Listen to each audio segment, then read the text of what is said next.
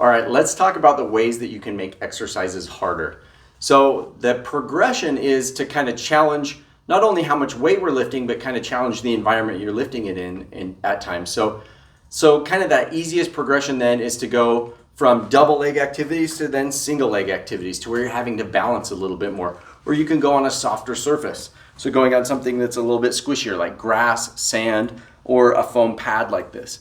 That's a way to make it harder, but being able to do the same thing. So you can progress from double leg to single leg to foam is one kind of progression of the balance aspect of an exercise. Then you can obviously go to the load aspect of an exercise.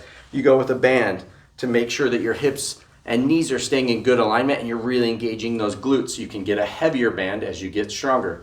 You can add weight, so a weighted vest, especially for things that you want your hands free.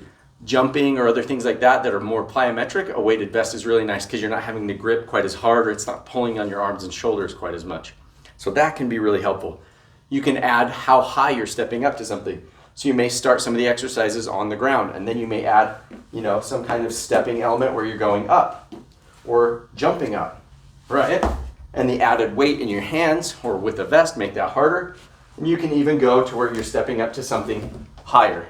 So the height, the elevation, the weight, and the amount of balance you have to do are all great ways to make exercises harder. And that's what we want to do. We want to progress that load so that your body is able to bear more of that load in all of the different circumstances that you might put it under.